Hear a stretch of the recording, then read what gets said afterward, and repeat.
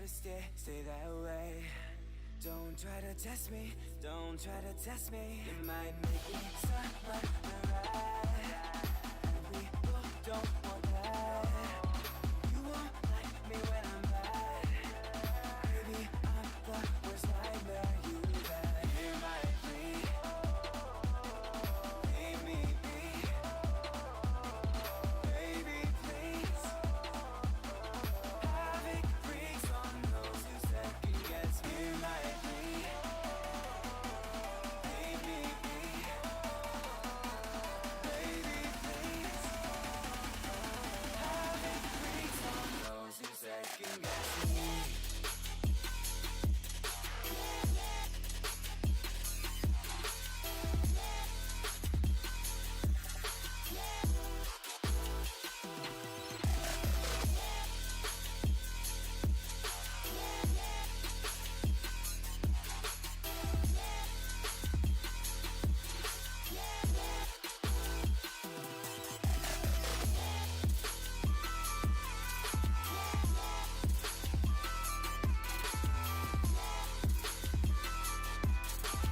Havoc freaks on those who second guess me. You might bleed,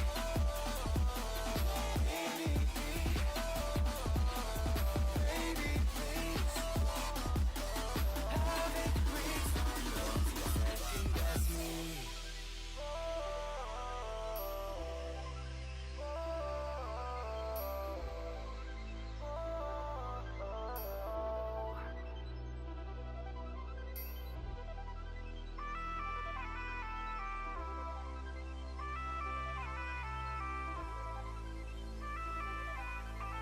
Havoc freaks on those who second guess me.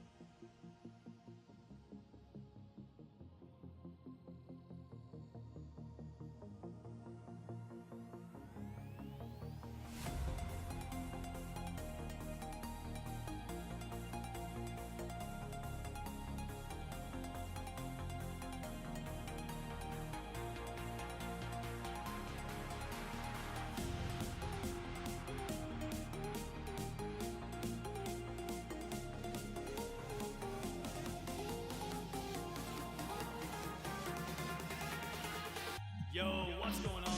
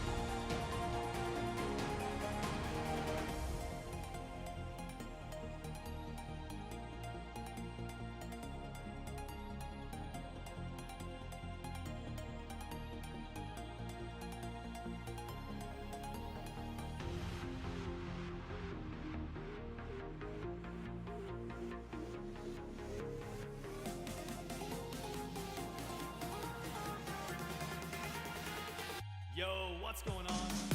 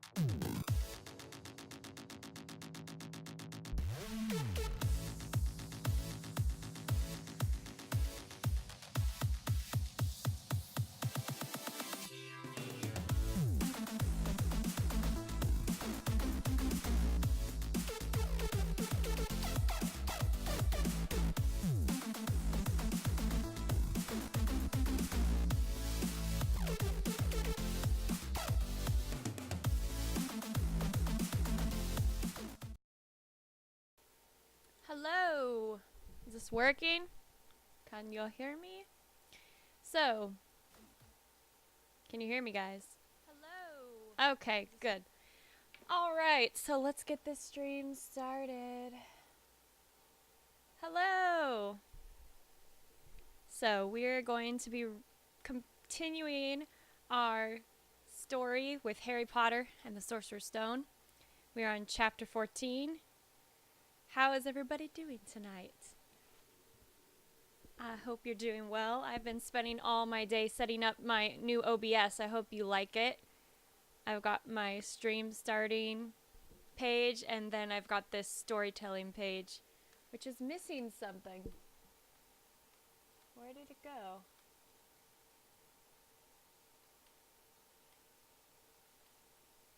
Where is my frame? It was there earlier. And now it's gone. Oh, you know what? Maybe I moved in the folder and now it's like freaking out. I hate when it does that. Okay, hold on though. This frame's pretty cool. We're gonna get it back. The background's cool too, but there you go. Haha. So now we're super Harry Potter authentic. If you guys liked that music that was playing in the stream we'll be starting, that's from Pretzel. They're a really cool service for streamers, and basically you can get music there that is copyright free, I guess, is what they call it. So basically it's free to stream and you're not breaking any copyright laws because it's made by musicians who want their music to be shared. So pretty cool.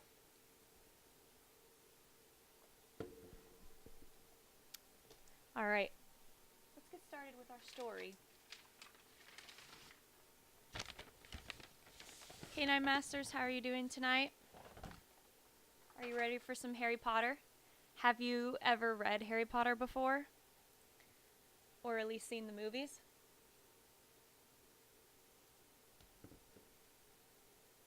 By the way, this brown drink I'm drinking is hot chocolate. I like hot chocolate. Okay.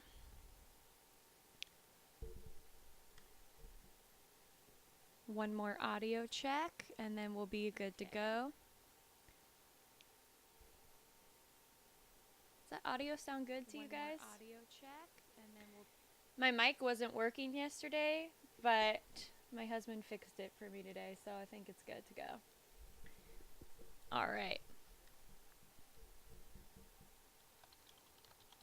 Oh my gosh, I almost forgot one of the most important things. No wonder I feel so naked on this stream right now.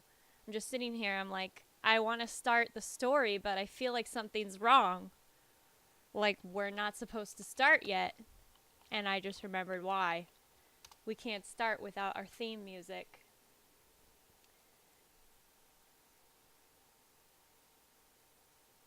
Okay. I went on YouTube and I immediately got distracted, you guys. There's a video called Who Was Jack Skellington Before He Died.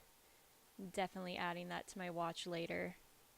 That sounds really interesting. Okay, so we need our Harry Potter music here. Harry Potter.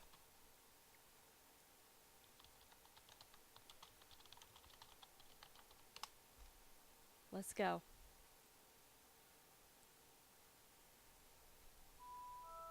There we go.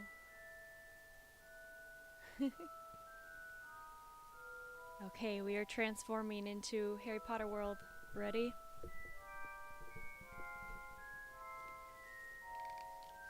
Harry Potter and the Sorcerer's Stone. Written by J.K. Rowling. Illustrated by Jim Kay. I kind of wonder who Jim Kay is. Oh, it says so on the back cover here. Jim Kay won the Kate Greenaway Medal in 2012 for his illustrations in A Monster Calls by Patrick Ness. He has worked... Hold on, that's a little loud. He has worked in the library and archives of Tate Britain and the Royal Botanic Gardens at Kew. He has produced concept work for film and television and contributed to a group exhibition at the Victoria and Albert Museum. He now lives and works in North Hampshire, England, with his partner and a rescued greyhound. Okay, so that's who Jim Kay is. Do you know A Monster Calls also was recently made into a movie as well? And I haven't learned very much about that movie, but I'm pretty sure it's not a scary movie. It's called The Monster Calls, but it's not scary, I don't think. But now that I know Jim Kay is the one who helped illustrate that, I should definitely look into it. Okay, so when we last were reading, Harry Potter and his friends just found out about Nicholas Flamel. Okay, so they have been searching for who is this Nicholas Flamel since almost the very beginning, as soon as they heard about him from Hagrid, who let it slip. And they've been looking in the library and been trying to find him, and then he was right under their noses the whole time on the card that Harry Potter got of Dumbledore. So they found out that Nicholas Flamel is actually the creator of the Sorcerer's Stone. And now they're trying to find out how to stop Snape from getting the Sorcerer's Stone, because they believe that Snape is trying to get that stone. Okay, so we're on chapter 14. Norbert, the Norwegian Ridgeback.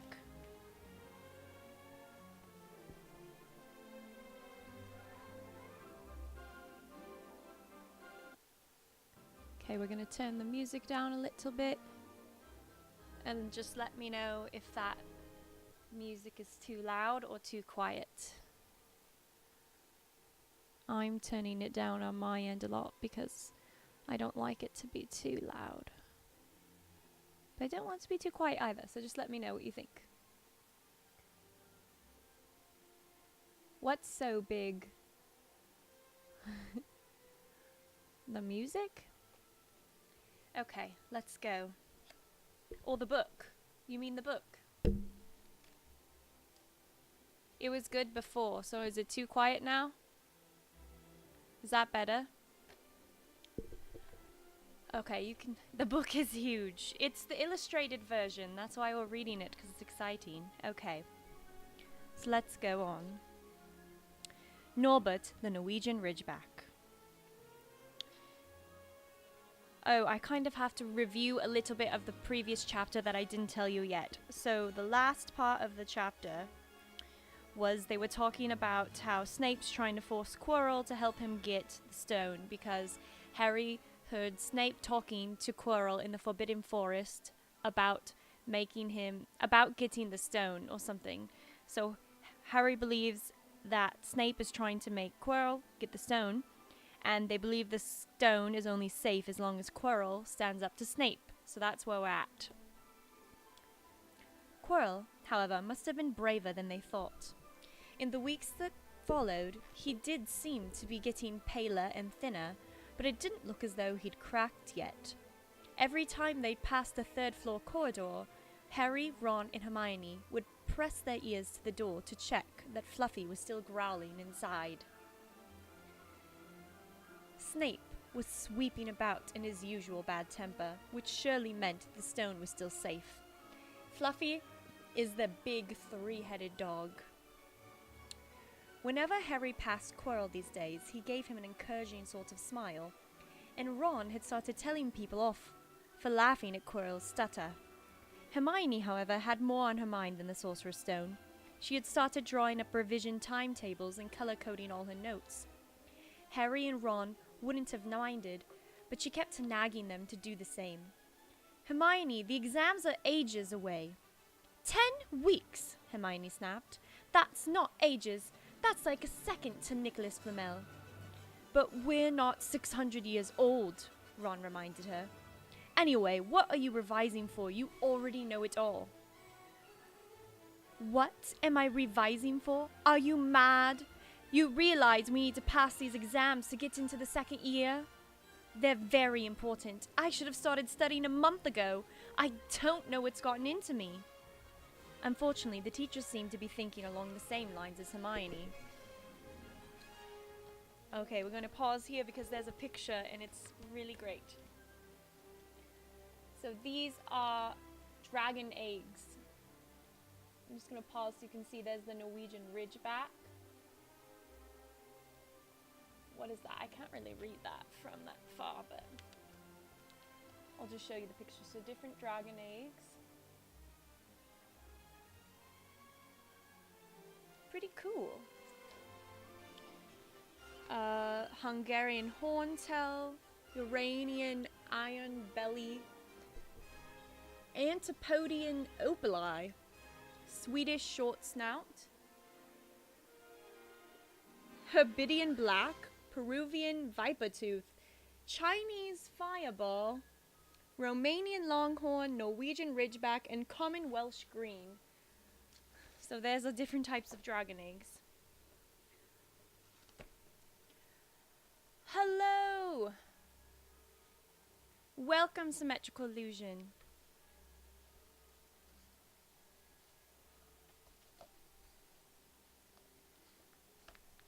Alright. How come you're not a mod, Symmetrical Illusion? Well, first, you've got to be in the channel almost every day. And second, you've got to ask me. Okay. Alright, so we're continuing on. That's the dragon's egg, so I'm guessing we're gonna have something to do with dragon eggs later in the chapter. Let's see. The teachers piled on so much homework that the Easter holidays weren't nearly as much fun as the Christmas ones. It was hard to relax with Hermione next to you reciting the 12 uses of dragon's blood or practicing wand movements. Moaning and yawning, Harry and Ron spent most of their free time in the library with her, trying to get through all the extra work. I'll never remember this, Ron burst out one afternoon, throwing down his quill and looking longingly out of the library window. It was the first really fine day they had in months. The sky was a clear forget-me-not blue, and there was a feeling in the air of summer coming. Harry, who was looking up Dittany in 1,000 magical herbs and fungi, didn't look up until he heard Ron say, "Hagrid, what are you doing in the library?" Hagrid shuffled into view, hiding something behind his back. He looked very out of place in his moleskin overcoat. "Just looking," he said in a shifty voice that got their interest at once. "And what are you lot up to?" He looked suddenly suspicious. "You're not still looking for Nicholas Flamel, are you?" "Oh, we found out who he is ages ago," said Ron impressively. "And we know what that dog's guarding. It's the Sorcerer's Stone." "Shh!" Hagrid looked around quickly to see if anyone was listening. "Don't go shouting about it. What's the matter with you?" "There are a few things we wanted to ask you, as a matter of fact," said Harry, "about what's guarding the stone, apart from Fluffy." "Shh!" said Hagrid again. "Listen, come and see me later. I'm not promising I'll tell you anything, man, but don't go rabbiting about it here. Students aren't supposed to know. They'll think I've told you." "See you later then," said Harry. Hagrid shuffled off. I never ask people for anything, unfortunately. That's funny.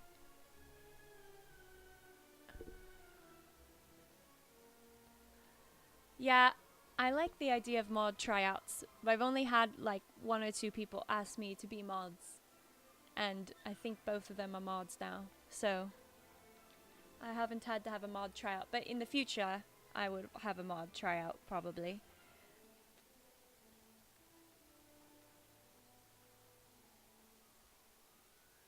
Symmetrical Illusion. I believe you started following me in the early October, maybe October 1st, and K9 Masters was following me back in August, I believe.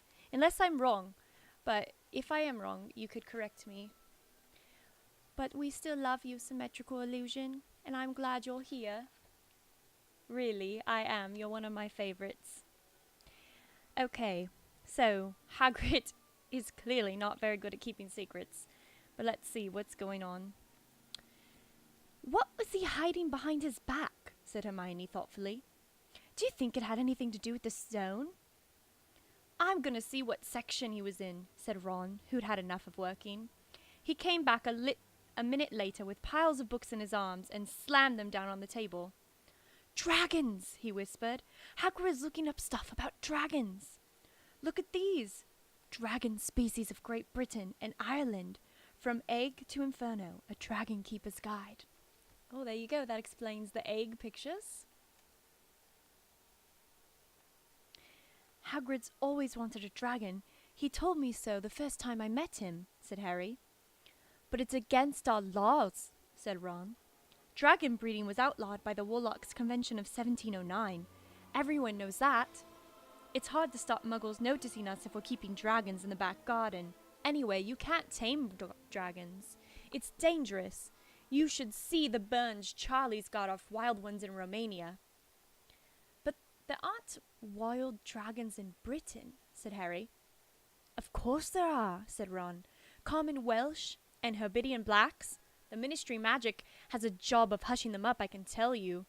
Our lot have to keep putting spells on Muggles who've spotted them to make them forget." "Are you asking me how am I doing, or are you asking Symmetrical Illusion?" I'm doing good. Symmetrical Illusion, how are you?"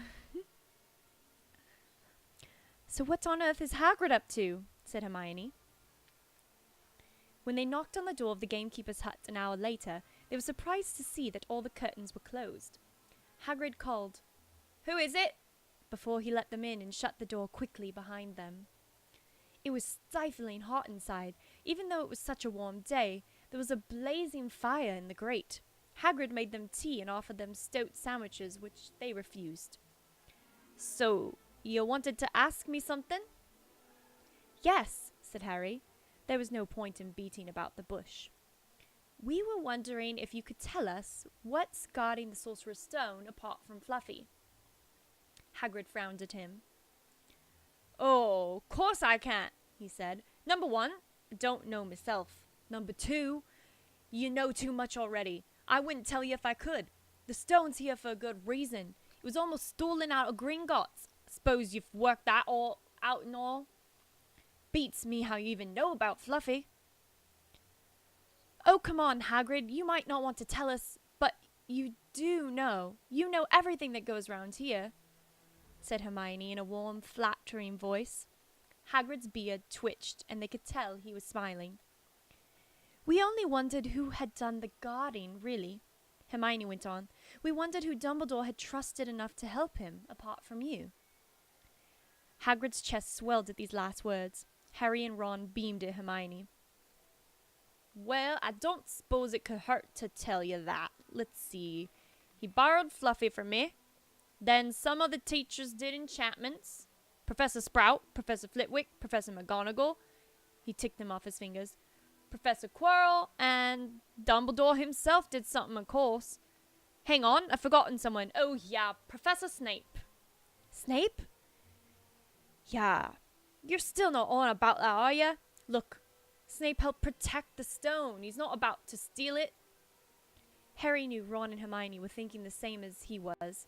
If Snape had been in on protecting the stone, it must have been easy to find out how the other teachers had guarded it. He probably knew everything, except it seemed, Quirrell's spell and how to get past Fluffy. Oh, good, symmetrical illusion. I'm glad you're doing well. How is everyone else here? Looks like we have quite a few viewers, but not everybody is in the chat. They might be lurkers, so feel free to join the chat if you want. You're the only one who knows how to get past Fluffy, aren't you, Hagrid? Said Harry anxiously. And you wouldn't tell anyone, would you? Not even one of those teachers. Not a soul knows except me and Dumbledore, said Hagrid proudly. Well, that's something, Harry muttered to the others. Hagrid, can we have a window open? I'm boiling. Can't, Harry. Sorry, said Hagrid. Harry noticed him glancing at the fire. Harry looked at it too. Hagrid, what's that? But he already knew what it was. In the very heart of the fire, underneath the kettle, was a huge black egg. Ah, said Hagrid, fiddling nervously with his beard. That's, Where did you get it, Hagrid? Said Ron, crouching over the fire to get a closer look at the egg. It must have cost you a fortune. Won it, said Hagrid, last night. I was down in the village having a few drinks and got in a game of cards with a stranger. Think he was quite glad to get rid of it, to be honest. But what are you going to do with it when it's hatched? Said Hermione. Well, I've been doing some reading, said Hagrid, pulling a large book out from under his pillow. Got this out of the library. Dragon breeding for pleasure and profit. It's a bit out of date, of course, but it's all in here. Keep the egg in the fire, 'cause the mothers breathe on 'em. See, and it hatches. Feed it on a bucket of brandy mixed with chicken blood every half hour. And see here how to recognize different eggs. What I got there's a Norwegian Ridgeback. They're rare, them. My Hagrid voice is so bad, sorry guys. He looked very pleased with himself, but Hermione didn't. Hagrid, you live in a wooden house, she said, but Hagrid wasn't listening.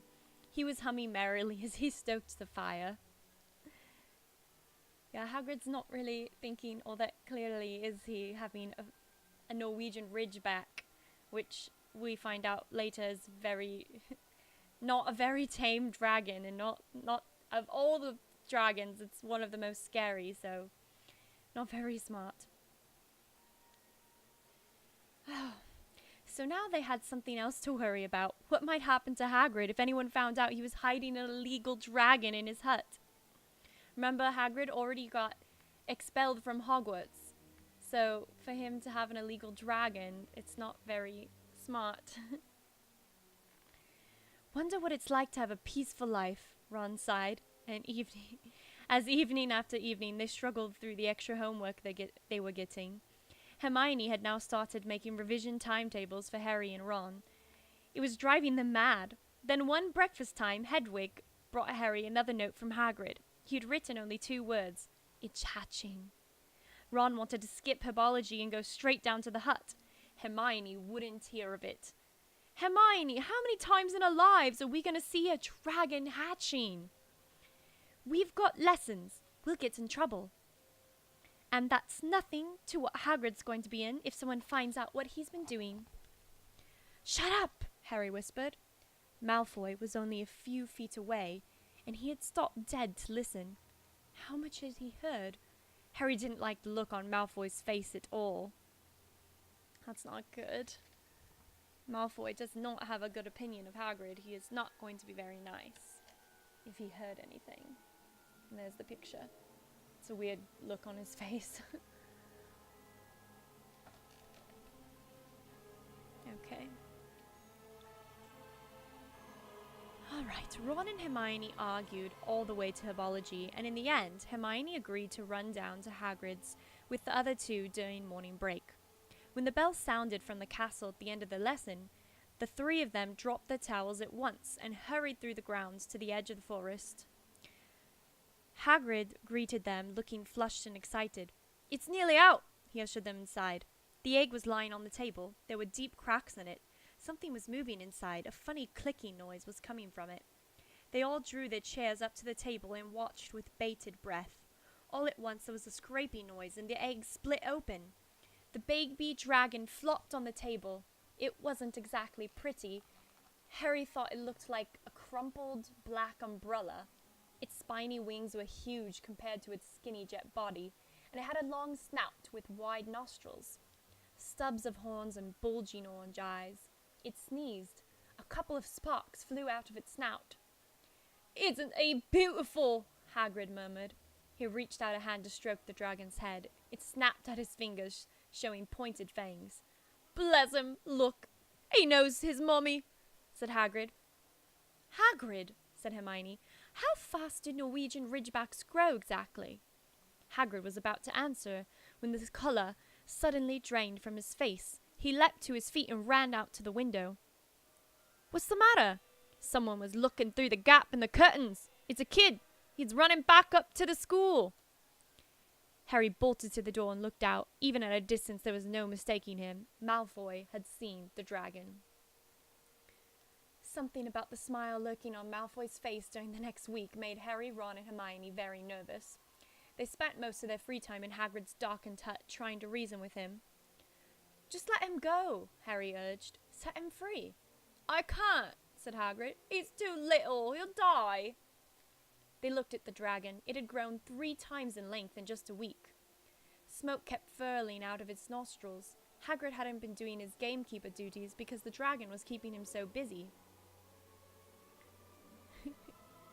There were empty brandy bottles and chicken feathers all over the floor. "I've decided to call him Norbert," said Hagrid, looking at the dragon with misty eyes. "He really knows me now. Watch! Norbert! Norbert! Where's Mummy?" "He's lost his marbles," Ron muttered in Harry's ear.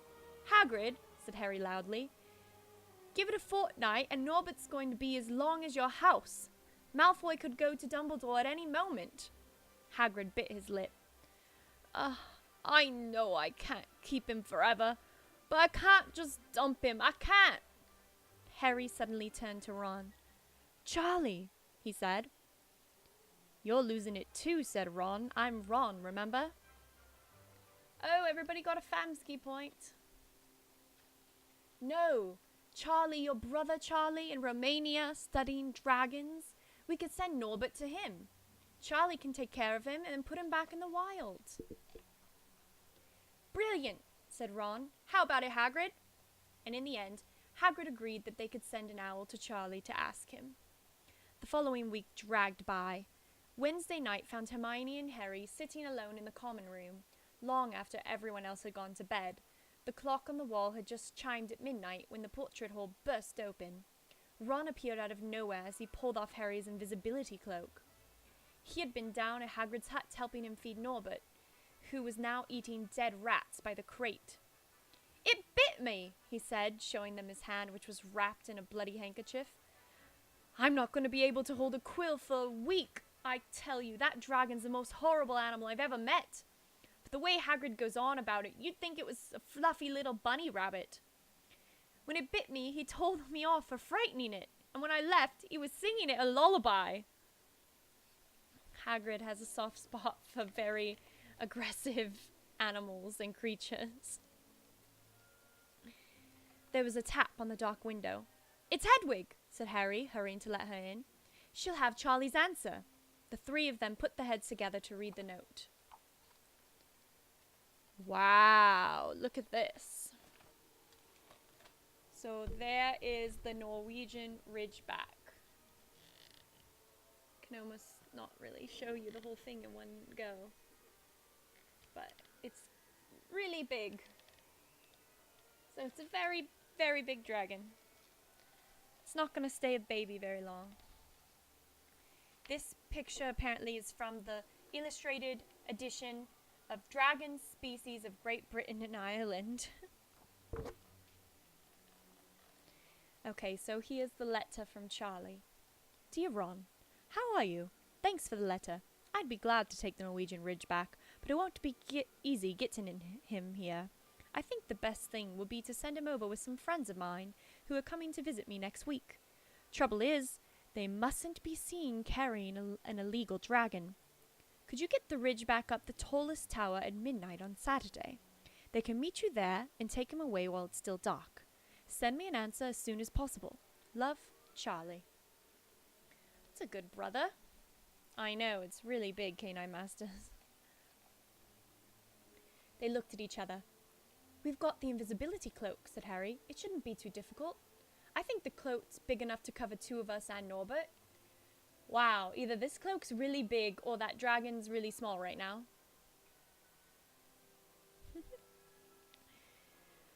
It was a mark of how bad the last week had been that the other two agreed with him. Anything to get rid of Norbert and Malfoy. There was a hitch. By next morning, Ron's bitten hand had swollen to twice its usual size. He didn't know whether it was safe to go to Madame Pomfrey, which he recognized a dragon bite.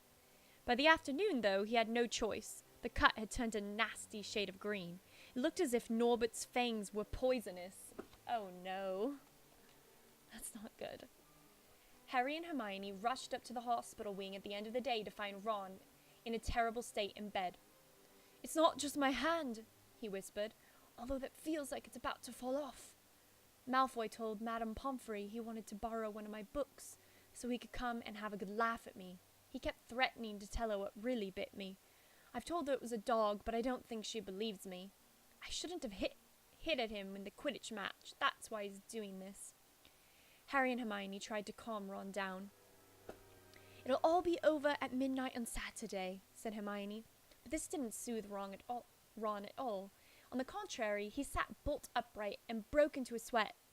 Midnight on Saturday, he said in a hoarse voice.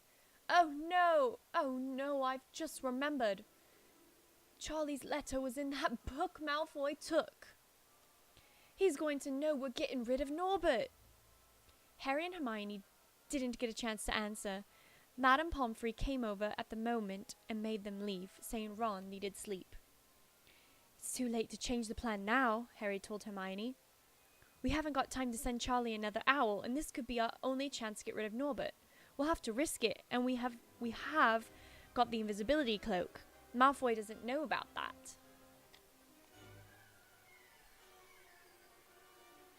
Okay, no worries. I will not be streaming that long. I usually only read a chapter for the bedtime stories, and then some of my family members are coming over at 9 to watch TV, and then I probably will be streaming again tomorrow.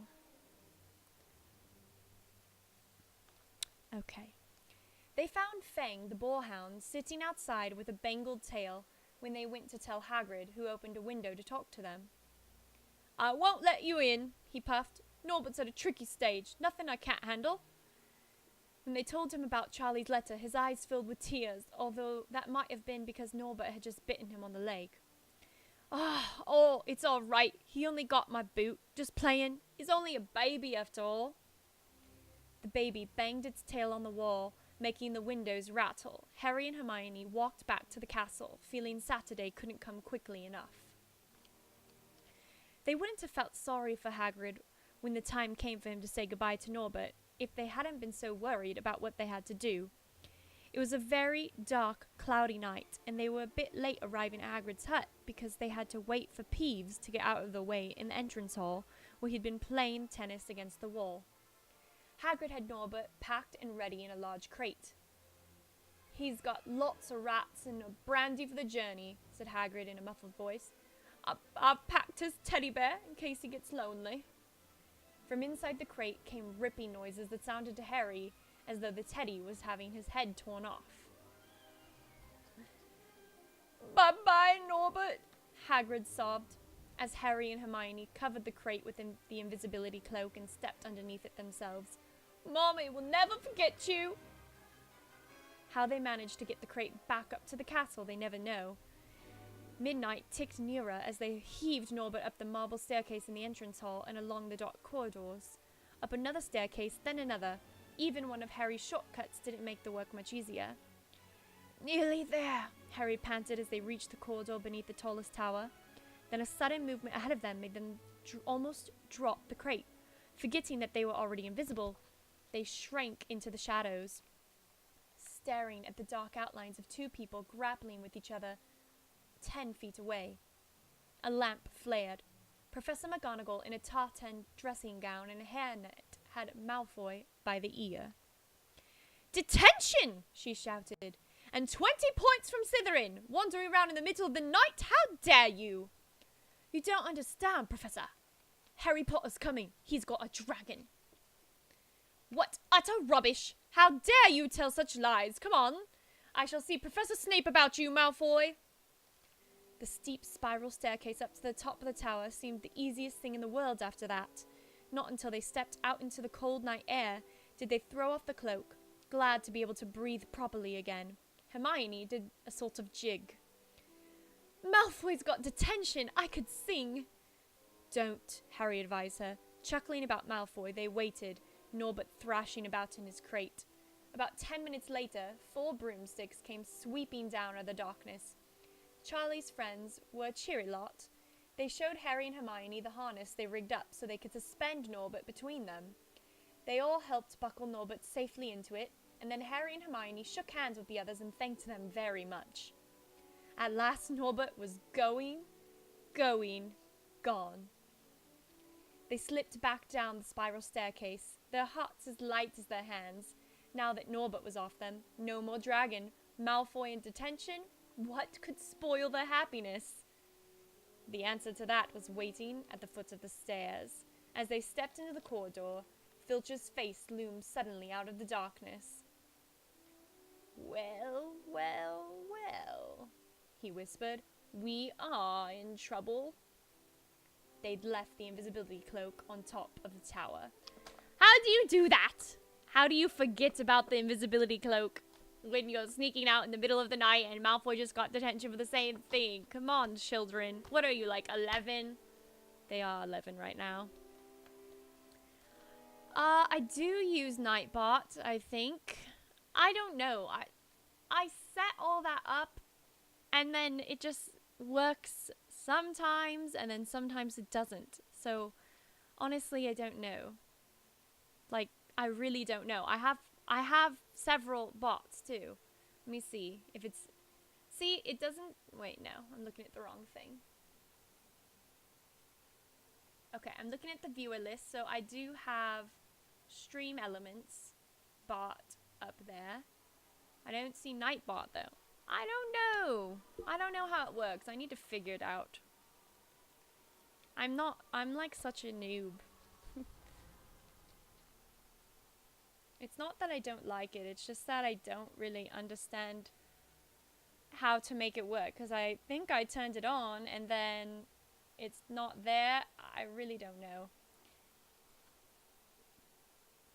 I really honestly don't know how any of these things work. So I just need to take a moment, I guess, to like watch a YouTube video about it and figure out how to use it. So Stream Elements is, I don't think you really have to learn anything. It's just like, actually I don't really know. I don't know. We'll have to figure it out later, honestly, because I really don't know how it works. So it's 9 o'clock. I'm gonna see if my family is still coming over. send them a text message. Hello, family. Are you on the way? Send them a GIF as well. I like to send GIFs. I'm going to send this GIF of Taylor Swift. Not that handsome guy, this Taylor Swift gift. Although the handsome guy GIF would be funny too, but we're going to send this Taylor Swift GIF to the family. Okay. Okay. Alright, so let's recap what just happened in this chapter. And it's really interesting, actually. Basically, almost none of this happens the way it happened in the book in the movie. So if you ever seen the Harry Potter movie, what happens is Hagrid gets Norbert, this dragon, and I can't remember if Malfoy finds out about the dragon. I think Malfoy finds out about the dragon, and then Hagrid is forced to give up Norbert by, I think, Dumbledore. So the video might be lagging. I'm not sure. I can't tell on my end. On my end, it looks fine, but I'm not sure. So basically what happened is he gets the dragon and it's taken away from him later. I think towards the end of the movie it's taken away. But it's not like this whole plan by Harry and Ron and Hermione to get the dragon away safely. In the movie, they just like ignore that whole part and have the dragon forcibly taken away from Hagrid. Then they do get detention like they did just now, but I'm not sure what they got detention for since they never had this adventure in the movie. So I'd have to rewatch the movie to remember how that happened. But it's quite different in the book than the movie, which is really interesting. I like to see that because, you know, you watch the movie and you think you're getting this full story, but you're not. So it's good sometimes to read the book. Okay, so the next chapter is really good. And we're going to start it. We might not be able to finish it because my family says they're on their way. So let's just see if they have an estimated time of arrival. And the next chapter we'll start reading is The Forbidden Forest, chapter 15. Okay, so before we start this chapter, I just wanted to talk a little bit about the stream, what you see here. So at the bottom it says new book, Harry Potter and the Chamber of Secrets, $0, 22 days to go, goal is $35. So what that is that this book here I purchased so that we could read it together on the stream, but the second book I need to purchase. However, I need to earn the money for that in order to do so, because I am broke. So, yeah. Let's just leave it at that. Anyway, we're raising money. If you like the stream and you like listening to the story and you want to continue by going on to the next book, which is The Chamber of Secrets, then if you have the means and you feel happy to give, feel free to give to help us get towards our goal. I believe the book is $35. Yeah, so it's $35. So when we raise that, we can buy the second book and continue on. And then we also have All Hallows Follows, which we're trying to get to 166 followers before Halloween. We're at 123, so we're super close, but we've got to make all those followers up before Halloween in order to have our Halloween dress-up costume party stream. So we're going to celebrate that. If we don't make it to 166, that's okay. We'll still have fun for Halloween, but we're hoping we can make it to our goal. That would be really awesome and something we can celebrate. So those are our two goals.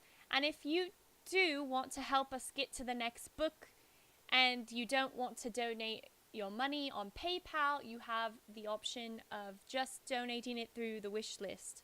So if you go to the info page, there's a wish list on Amazon that has a list of all the things that I'm wishing for. But this is very clear. You don't need to even look at that wish list to know. One of the things we're looking for is the illustrated version of Harry Potter and the Chamber of Secrets. You'll know it's the right book because it will be very large. It's not a small book. It has pictures inside of it, and it will say illustrated by Jim Kay. So it's quite different looking than the regular chapter books. It's more of like a children's style story. That doesn't mean it's only for children, though. So if you want to just straight out buy the book and donate it to our stream, you can go on Amazon wishlist, and then it has already automatically set up to deliver it to my PO box. So that's another option if you want to just go all the way. So anyway, thank you guys for whatever you choose to do. Let's start the next chapter. Chapter 15. The Forbidden Forest. Things couldn't have been worse. Filch took them down to Professor McGonagall's study on the first floor, where they sat and waited without saying a word to each other. Hermione was trembling. This is Hermione. She's like never gotten in trouble before. This is crazy.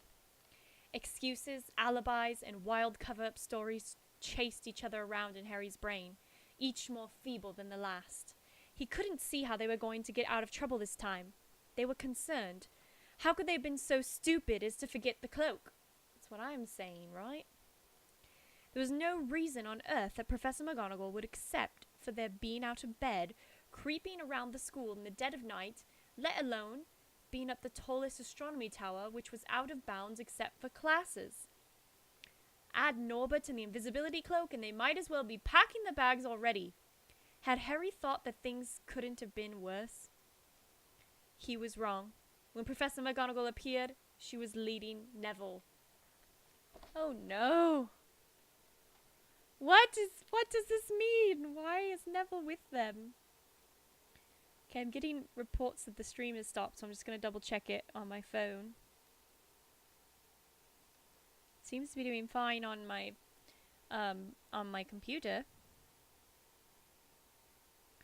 Let's test it out on the phone really quick. Let's see. Stream. 122 followers who unfollowed us. How dare you? If you unfollow me, you're missing out on so much in life.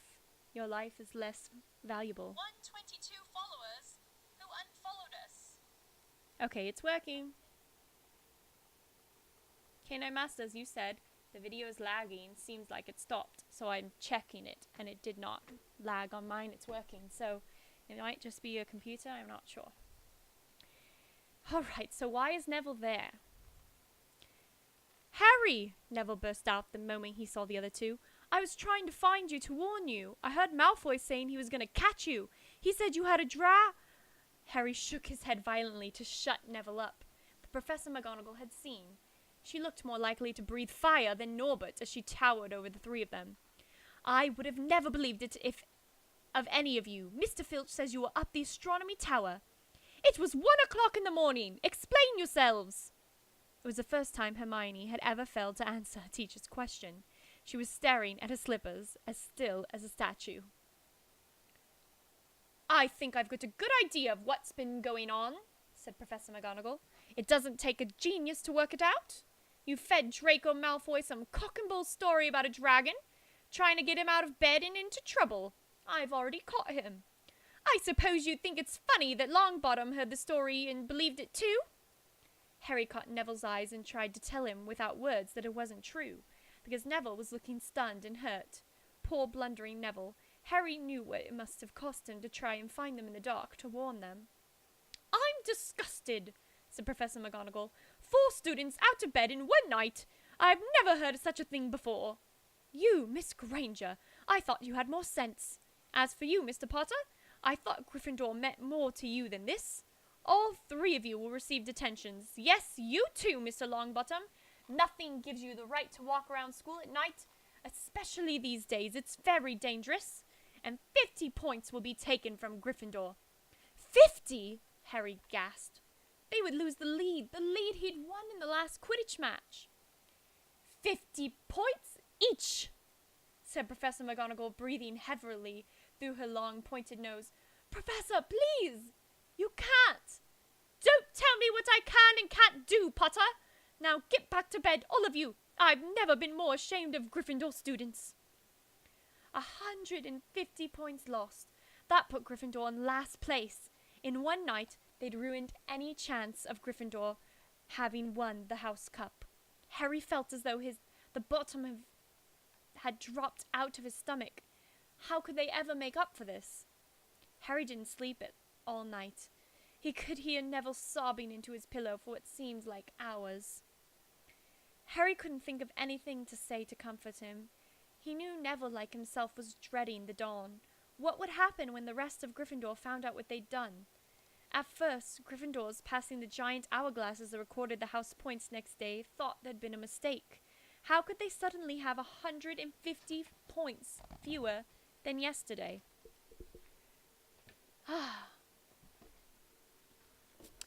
On one hand, I'm like, that's so unfair. Why is McGonagall getting all her panties in a twist?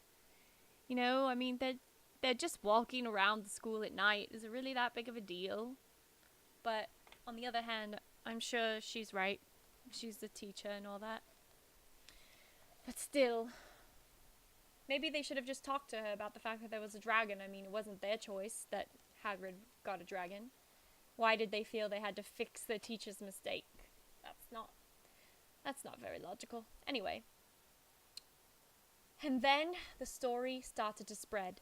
Harry Potter, the famous Harry Potter, their hero of 2 Quidditch matches, had lost them all those points.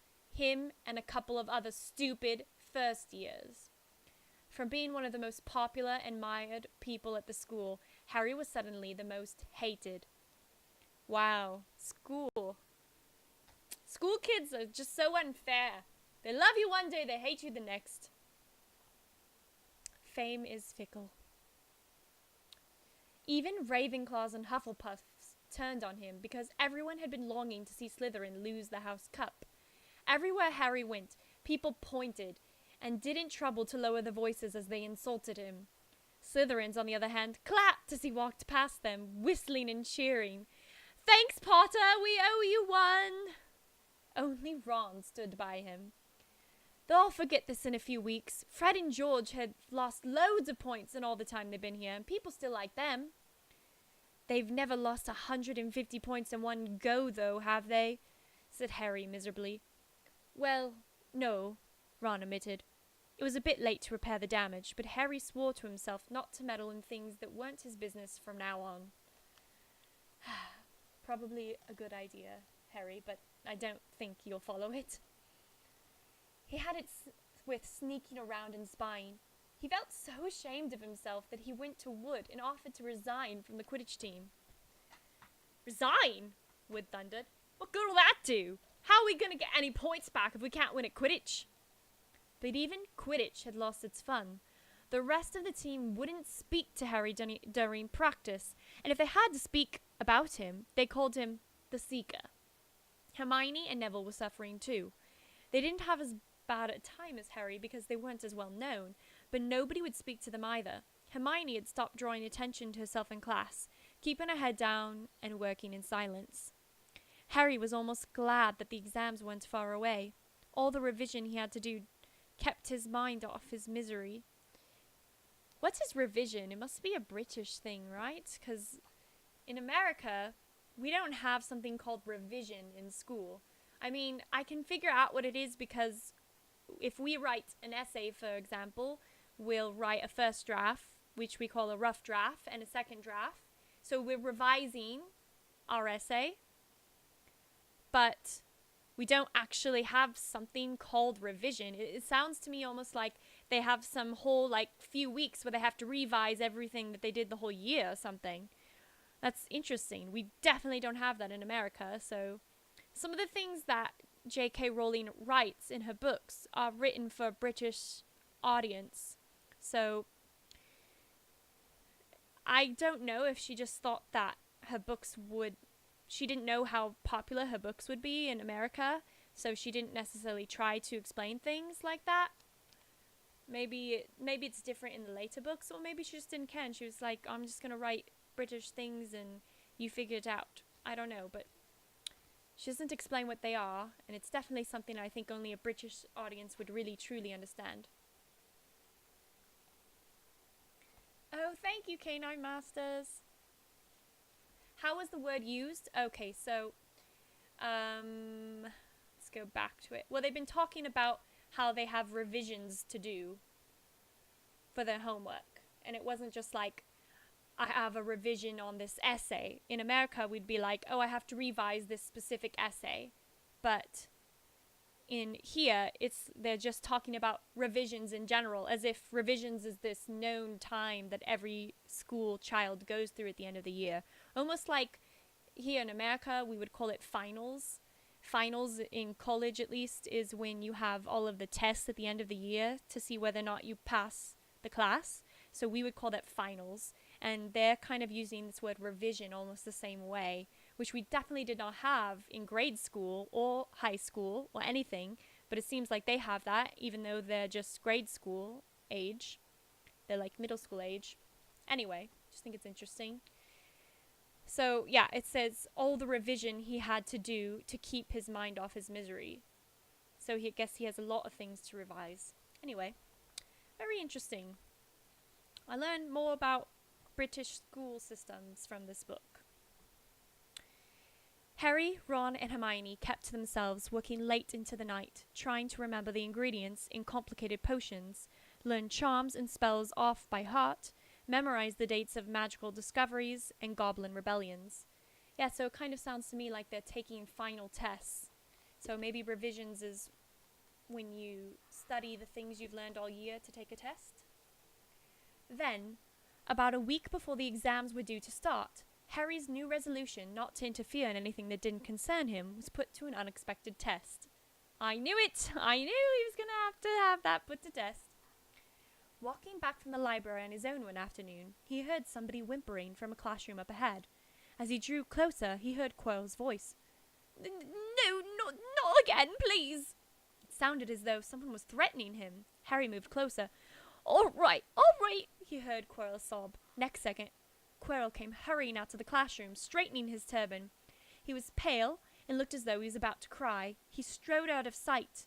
Harry didn't think Quirrell had noticed him. He waited until Quirrell's footsteps had disappeared, then peered into the classroom. It was empty, but a door stood ajar at the other end. Harry was halfway towards it before he remembered what he'd promised himself about not meddling.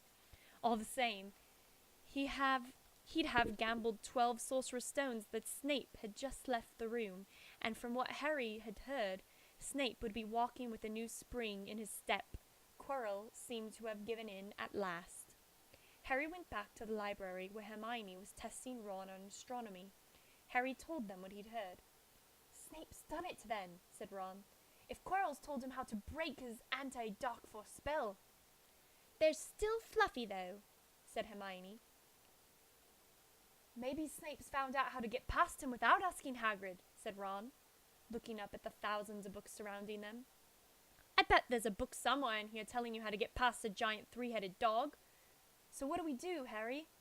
The light of adventure was kindling again in Ron's eyes, but Hermione answered before Harry could. Go to Dumbledore. That's what we should have done ages ago. If we try anything ourselves, we'll be thrown out for sure. But we've got no proof, said Harry.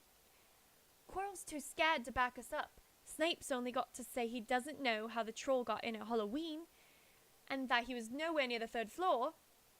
Who do you think they'll believe, him or us? It's not exactly a secret we hate him. Dumbledore will think we made it up to get him sacked. Filch wouldn't help us if his life depended on it. He's too friendly with Snape, and the more students get thrown out, the better. And don't forget, we're not supposed to know about the stone or Fluffy. That'll take a lot of explaining. Hermione looked convinced, but Ron didn't. And I guess there's a random picture of Professor Minerva McGonagall for some reason. And there she is.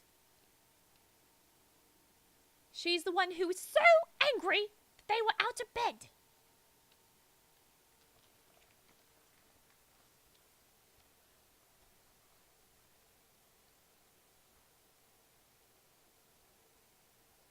Oh, so revision is just studying? Instead of saying, did you study, we said, did you do a revision? How do you know that, K9 Masters? Where are you living that use a British school system?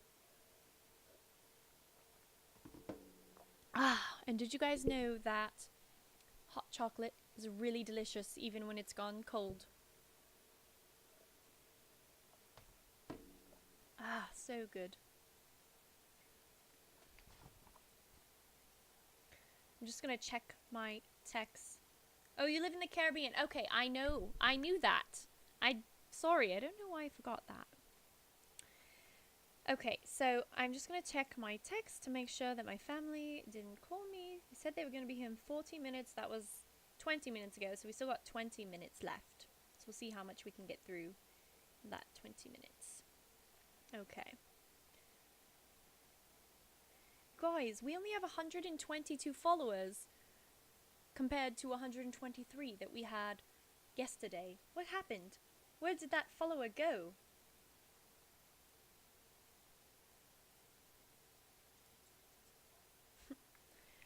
I'm only kind of joking though. 122 is a lot, for me at least. I'm excited. But I don't like to see us going down as opposed to up, because we only have 46 hours to get to 166 and celebrate our Halloween celebration. That's important. So, if you know anybody who's looking for a great stream that does variety, IRL, and bedtime stories, please tell them about us so we can get our goal completed before Halloween. Okay. Alright, so, oh yes, I forgot where we were. So, basically, Hermione was convinced that they shouldn't go to Dumbledore. No, Hermione was convinced. I don't know what Hermione was convinced a lot. So Hermione said they should go to Dumbledore, and Harry said they have no proof, and it will take a lot of explaining. So Hermione looked convinced, but Ron didn't. So it's not clear what she's convinced of. Does she still think they should go to Dumbledore? Let's see. If we just do a bit of poking around. No, said Harry flatly. We've done enough poking around. He pulled a map of Jupiter towards him and started to learn the names of its moons. The following morning, notes were delivered to Harry, Hermione, and Neville at the breakfast table. They were all the same. Your detention would take place at 11 o'clock tonight. Meet Mr. Filch in the entrance hall. Professor M. McGonagall. Harry had forgotten they still had detentions to do in the foyer over the points they'd lost. What's a foyer? Foyer? This word. I actually don't know that word. Interesting. Okay. He had half expected Hermione to complain that this was a whole night of revision lost, but she didn't say a word. Like Harry, she felt they deserved what they got. At 11 o'clock that night, they said goodbye to Ron in the common room and went down to the entrance hall with Neville. Filch was already there, and so was Malfoy. Harry had also forgotten that Malfoy had got detention too. Follow me, said Filch, lighting a lamp and leading them outside. I bet you'll think twice about breaking a school rule again, won't you, eh? He continued, leering at them. Oh yes, hard work and pain are the best teachers, if you ask me. It's just a pity they let the old punishments die out. Hang you by your wrists from the ceiling for a few days. I've got the chains still in my office. Keep 'em well oiled in case they're ever needed. Right, off we go, and don't think of running off now. It'll be worse for you if you do. They marched off across the dark grounds. Neville kept sniffling. Harry wondered what their punishment was going to be. It must be something really horrible, or Filch wouldn't be sounding so delighted. The moon was bright, but clouds scudding across it kept throwing them into darkness. Ahead, Harry could see lighted windows of Hagrid's hut. Then they heard a distant shout. "Is that you, Filch? Hurry up, I want to get started." Harry's heart rose. If they were going to be working with Hagrid, it wouldn't be so bad. His relief must have showed in his face because Filch said, "I suppose you think you'll be enjoying yourself with that oaf? Well, think again, boy. It's into the forest you're going, and I'm much mistaken if you'll come out in one piece." At this, Neville let out a little moan. Malfoy stopped dead in his tracks. "The forest," he repeated, and he didn't sound quite cool as usual. "We can't go in there at night. There's all sorts of things in there. Werewolves, I've heard." Neville clutched the sleeve of Harry's and made a choking noise. "That's your lookout, isn't it?" said Filch, his voice crackling with glee. "Should have thought of them werewolves before you got in trouble, shouldn't you?" Hagrid came striding towards them out of the dark, Fang at his heel. He was carrying a large crossbow, and a quiver of arrows hung over his shoulder. "About time," he said. "I've been waiting for you half an hour already. All right, Harry, Hermione?" I shouldn't be too friendly to them, Hagrid," said Filch coldly. "They're here to be punished, after all." "That's why you're late, is it?" said Hagrid, frowning at Filch. "Been lecturing them, eh? It's not your place to do that. You've gone and done your bit. I'll take over from here." "I'll be back at dawn," said Filch. "For what's left of them," he added nastily, and he turned and started back towards the castle, his lamp bobbing all the way into darkness. At dawn? Wow, that's an awful punishment. They have to be up all night long in a forest? That's like kind of cruel and unusual punishment. Students are sneaking out at night, so they're punished by being put into a forest for all night long. Even if their forest wasn't full of scary magical werewolves, that's still not a very nice punishment. I think that wouldn't be allowed today. Here's a picture of the castle exit where they're heading out towards the forest.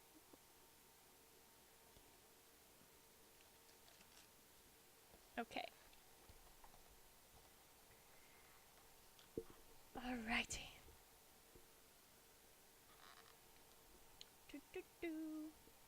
Malfoy now turned to Hagrid. "I'm not going in that forest," he said, and Harry was pleased to hear a note of panic in his voice. "You are if you want to stay at Hogwarts," said Hagrid fiercely. "You've done wrong, and now you've got to pay for it." "But this is servant stuff. It's not for students to do. I thought we'd be writing lines or something. If my father knew I'd be doing this, he'd—" "Tell you that's how it is at Hogwarts," Hagrid growled. "Writing lines, what's that to anyone? You do something useful, you'll get out. If you think your father rather you'd expelled, then get back off to the castle and pack. Go on." Malfoy didn't move. He looked at Hagrid furiously, but then dropped his gaze. "Right then," said Hagrid. "Now listen carefully, 'cause it's dangerous what we're going to do tonight, and I don't want no one taking risk. Follow me over here a moment." He led them to the very edge of the forest. Holding his lamp up high, he pointed down a narrow, winding earth track that disappeared into the thick, black trees. A light breeze lifted their hair as they looked into the forest. "Look there," said Hagrid. "See that stuff shining on the ground? Silvery stuff? That's unicorn blood. There's a unicorn in there that's been hurt badly by something. This is the second time in a week. I found one dead last Wednesday. We're trying to find the poor thing. Might have to put it out of its misery." "Unicorn! This is my unicorn. It's beautiful. It doesn't want to bleed. Look how beautiful it is. I made it myself."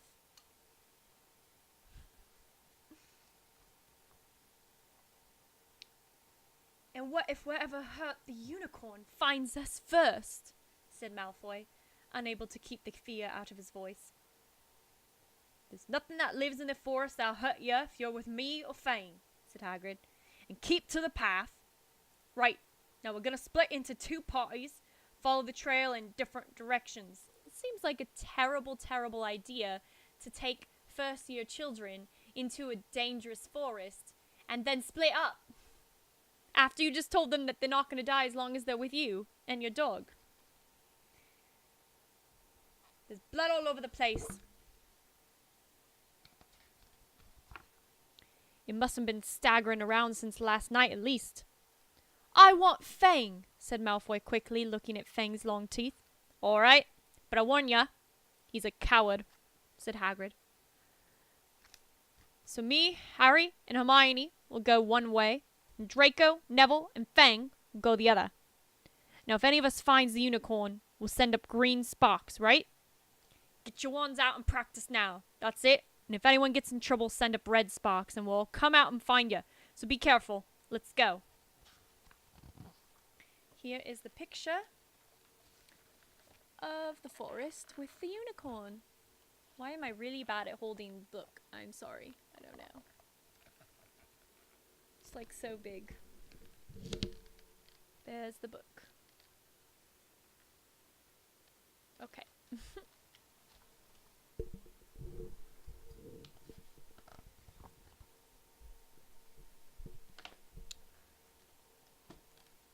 The forest was black and silent.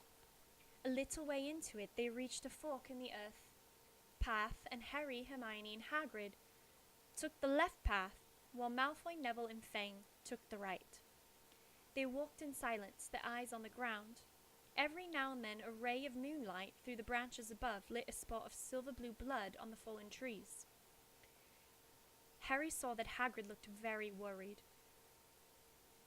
Could a werewolf be killing the unicorns? Harry asked. Not fast enough, said Hagrid. It's not easy to catch a unicorn. They're powerful magical creatures. I never knew one to be hurt before. They walked past a mossy tree stump. Harry could hear running water. There must be a stream somewhere close by. There were still spots of unicorn blood here and there along the winding path. You're all right, Hermione, Hagrid whispered. Don't worry, it can't have gone that far. If it's badly hurt, then we'll be able to... Get behind that tree! Hagrid seized Harry and Hermione and hoisted them off the path behind a towering oak. He pulled out an arrow and fitted it into his crossbow, raising it ready to fire. The three of them listened. Something was slithering over dead leaves nearby. It sounded like a cloak trailing along the ground. That's a very specific description. I don't think I'd ever guess that if I heard something. What does that sound like? A cloak. Trailing on the ground. Yes, of course. Hagrid was squinting up the dark path, but after a few seconds the sound faded away. I knew it, he murmured. There's something in here that shouldn't be.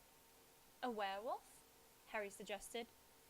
That wasn't no werewolf, and it wasn't no unicorn neither, said Hagrid grimly. Right, follow me, but be careful now. They walked more slowly, ears straining for the faintest sound. Suddenly, in a clearing ahead, something definitely moved. Who's there? Hagrid called. Show yourself, I'm armed. And into the clearing came. Was it a man or a horse? To the waist, a man with red hair and a beard, but below that was a horse's gleaming chestnut body with a long reddish tail. Harry and Hermione's jaws dropped. Oh, it's you, Ronan, said Hagrid in relief. How are ya? He walked forward and shook the centaur's hand.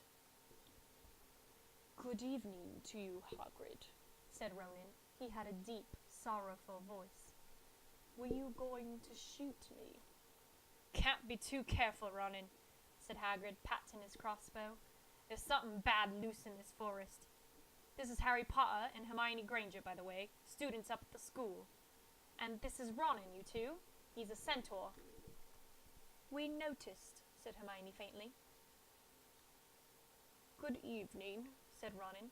Students, are you? And do you learn much up at the school?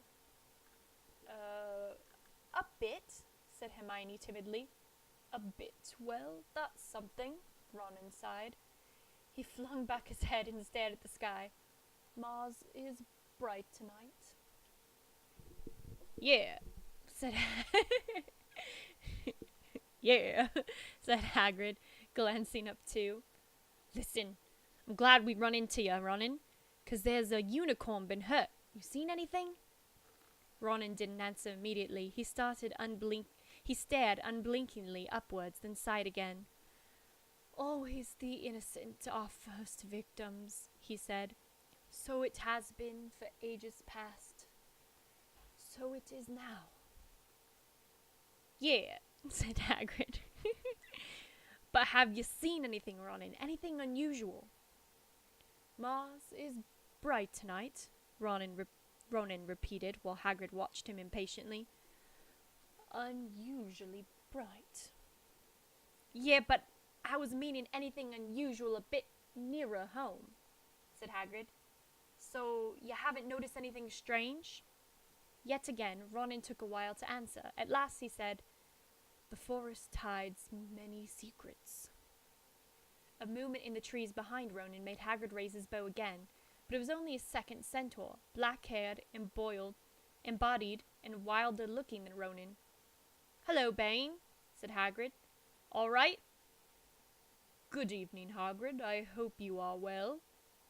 Well enough. Look, I've been asking Ronan. You've seen anything odd in here lately? Only, there's a unicorn been injured. Would you know anything about it? Bane walked over to stand next to Ronan. He looked skyward. Mars is bright tonight, he said simply. We've heard, said Hagrid grumpily. Well, if either of you do see anything, let me know, won't you? We'll be off then. Harry and Hermione followed him out to the clearing, staring over their shoulders at Ronan and Bane until the trees blocked the view. Never, said Hagrid irritably, try and get a straight answer out of a centaur. Ruddy stargazers, not interested in anything closer than the moon. Are there many of them in here? Asked Hermione. Oh, a fair few. Keep themselves to themselves mostly. But they're good enough about turning up if I ever want a word. They're deep-mind centaurs. They know things. Just don't let on much. Do you think it was a centaur we heard earlier? Said Harry. Did that sound like hooves to you? No. If you ask me, that's what's been killing the unicorns. Never heard anything like it before. They walked on through the dense, dark trees. Harry kept looking nervously over his shoulder. He had the nasty feeling they were being watched. He was very glad they had Hagrid and his crossbow with them. They had just passed a bend in the path when Hermione grabbed Hagrid's arm. Hagrid, look! Red sparks! The others are in trouble! You two wait here, Hagrid shouted. Stay on the path, I'll come back for you. Again, no. I don't want to be left alone. Now they have Fang and they're in trouble, and Hagrid just left them. That's not safe. They heard him crashing away through the underground and stood looking at each other very scared, until they couldn't hear anything but the rustling of leaves around them. You don't think they've been hurt, do you? Whispered Hermione. I don't care if Malfoy has, but if something's got Neville, it's our fault he's here in the first place. The minutes dragged by. Their ears seemed sharper than usual. Harry's seemed to be picking up on every sigh of the wind, every cracking twig. What was going on? Where were the others? At last, a great crunching noise announced Hagrid's return. Malfoy, Neville, and Fang were with him. Hagrid was fuming. Malfoy, it seemed, had sneaked up behind Neville and grabbed him for a joke. Neville had panicked and sent up the sparks. We'll be lucky to catch anything now with the racket you two were making. Right, we're changing groups. Neville, you stay with me and Hermione. Harry, you go with Fang and this idiot. I'm sorry, Hagrid added in a whisper to Harry, but he'll have a harder time frightening you, and we've got to get this done. So Harry set off into the heart of the forest with Malfoy and Fang. They walked for nearly half an hour deeper and deeper into the forest until the path became almost impossible to follow because the trees were so thick. Harry thought the blood seemed to be getting thicker. There were splashes on the roots of a tree, as though the poor creature had been thrashing around in pain close by. Harry could see a clearing ahead through the tangled branches of an ancient oak. "Look," he murmured, holding out his arm to stop Malfoy. Something bright white was gleaming on the ground. They inched closer. It was the unicorn, all right, and it was dead. Harry had never seen anything so beautiful and sad. Its long, slender legs were stuck out at odd angles where it had fallen, and its mane was spread, pearly white, on dark leaves. Harry had taken one step towards it when a slithering sound made him freeze where he stood. A hush on the edge of the clearing quivered. Then out of the shadows a hooded figure came crawling across the ground like some stalking beast. Harry, Malfoy, and Fang stood transfixed. The cloaked figure reached the unicorn. It lowered its head over the wound in the animal's side and began to drink its blood. "Ah!" Malfoy let out a terrible scream and bolted. So did Fang. The hooded figure raised its head and looked right at Harry. Unicorn blood was dribbling down its front. It got to its feet and came swiftly towards him. He couldn't move for fear. Then a pain pierced his head like he never felt before. It was as though his scar was on fire. Half blinded, he staggered backwards. He heard hooves behind him, galloping, and something jumped clean over him, charging at the figure. The pain in Harry's head was so bad he fell to his knees. It took a minute or two to pass. When he looked up, the figure had gone. A centaur was standing over him. Not Ronan or Bane. This one looked younger. He had white blonde hair and a palomino body. "Are you all right?" said the centaur, pulling Harry to his feet. "Yes, thank you. What was that?" The centaur didn't answer. He had astonishingly blue eyes, like pale sapphires. He looked carefully at Harry, his eyes lingering on the scar which stood out livid on Harry's forehead. "You are the Potter boy," he said. "You had better get back to Hagrid. The forest is not safe at this time, especially for you. Can you ride? It'll be quicker this way. My name is Firenze," he added, and he lowered himself onto his front legs so that Harry could clamber onto his back. There was a sudden sound of more galloping from the other side of the clearing. Ronan and Bane came bursting through the trees, their flanks heaving and sweaty. "Firenze!" Bane thundered. "What are you doing? You have a human on your back. Have you no shame? Are you a common mule?" "Do you realize who this is?" said Firenze. "This is the Potter boy. The quicker he leaves the forest, the better." "What have you been telling him?" growled Bane. "Remember, Firenze, we are sworn not to set ourselves against the heavens. Have we not read what is to come in the movements of the planets?" Ronan pawed at the ground nervously. "I'm sure Firenze thought he was acting for the best," he said in his gloomy voice. Bane kicked back his legs in anger. "For the best? What is that to do with us? Centaurs are concerned with what has been foretold. It is not our business to run around like donkeys after stray humans in our forest." Firenze suddenly reared onto his hind legs in anger, so that Harry had to grab on his shoulders to stay on. "Do you not see that unicorn?" Firenze bellowed at Bane. "Do you not understand why it was killed? Or have the planets not let you in on that secret? I set myself against what is lurking in this forest, Bane, yes, with humans alongside me if I must." And Firenze whisked around, with Harry clutching on as best as he could. They plunged off into the trees, leaving Ronan and Bane behind them. I like that part because it doesn't really give as clear of a...